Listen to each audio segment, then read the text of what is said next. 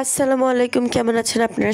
সবাই অনেক বেশি ভালো আছেন। আপনাদের দোয়া এবং আল্লাহ তাআলার অশেষ রহমতে আমরা অনেক বেশি ভালো আছি। আপনাদের জন্য কিন্তু আজকে অনেক চমৎকার একটা রেসিপি নিয়ে এসেছি। বলুন তো এগুলো কি? দেখেই বোঝা যাচ্ছে কিন্তু কাঁচা কলা। এইভাবে যদি কাঁচা কলা একবার ভাজি করেন তাহলে আপনার মুখের রুচি এত জোরে আসবে যে আপনার বারবার খেতে মন চাইবে। আর এই দেখেন গাইজ, বিড়ালের নতুন বাচ্চা হয়েছে, একদম ওর জীবনে প্রথম। আমাদের জন্য এটা প্রথম। দেখুন কি কিউট, কিন্তু ওদের কিন্তু এখন পর্যন্ত চোখ ফোরায়নি। এটা কেন হলো একটু আমাদেরকে জানাবেন যদি আপনারা জেনে। যাই হোক, আমাদের কলার রেসিপিটা করার জন্য কিন্তু কলাগুলোকে ভালোভাবে কুচি করে হলুদ দিয়ে তারপর একটু পানিতে সেদ্ধ করে তারপর একদম নিংড়ে পানিটা কিন্তু ফেলে দিতে হবে। কলায় যদি একটু কলা থাকে তাহলে বেশি নিংড়ানোর প্রয়োজন নেই, ছেঁকে নেবেন ঝুড়িতে করে আমাদের মতো। তারপর দেখুন আমরা নিয়ে নিয়েছি বড় বড় চিংড়ি মাছগুলোকে ধুয়ে পরিষ্কার করে রাখা হয়েছে। এবার হচ্ছে আমাদের রান্নার প্রসেস। দিয়ে দিয়েছে পেঁয়াজ কুচি এবং পেঁয়াজ কুচিটাকে ভালোভাবে তার মধ্যে কিন্তু হলুদ দিয়ে দিয়েছে আর একটু পানি দিয়ে দিয়েছে হলুদ মরিচ কষানোর জন্য। তার মধ্যে দিয়ে দিয়েছে কাঁচামরিচ। এবার কিন্তু চিংড়ি মাছগুলো এর মধ্যে দিয়ে দিচ্ছে। আর দেখুন এইটাই কিন্তু একটু হয়ে আসলে এভাবে উঠিয়ে খাওয়া যাবে, কিন্তু এটা আমাদের চমলক একটা কলার রেসিপি।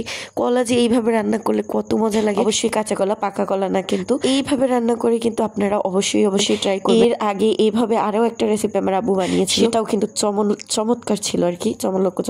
এবার দেখুন আমাদের সিদ্ধ করে রাখা কলাগুলো কিন্তু এবার এই গ্রেভিটার মধ্যে দিয়ে দিবে সুন্দর করে, কিন্তু চিংড়ি মাছটাকে কষিয়ে এবার তার মধ্যে কুচি করে রাখা কলাগুলো দিয়ে দিয়েছে। আপনারা তো দেখেছেন এই কলাটা কিভাবে আমরা প্রসেস করেছি। তার মধ্যে দিয়ে দিয়েছে পরিমাণ মতো লবণ। এবার ভালো করে মিক্স করে দিতে হবে যতক্ষণ আমাদের ভাজিটা তৈরি হয়ে যাচ্ছে, ততক্ষণ এবার আমরা নেড়ে চেড়ে দেবো যেন নিচে থেকে লেগে না পড়ে। মনে হচ্ছে একটু লেগে পড়েইছে, কিন্তু আপনারা ভালোভাবে নাড়বেন যেন লেগে না পড়ে। তারপরেই দেখুন কত সুন্দর দেখতেই লাগছে, মনে হচ্ছে উঠিয়ে খেয়ে ফেলি। আর আপনাদের কি অবস্থা বলেন তো? এত কষ্ট করে আমার আম্মু এই ভিডিওগুলো তৈরি করে, আজকে কি করেছে জানি না, দেখলাম তো আব্বুর। যাই হোক, আপনারা লাইক কমেন্ট করে না কেন বলেন তো? একটু লাইক কমেন্ট পেলে আমার আম্মু কত খুশি হয় জানেন।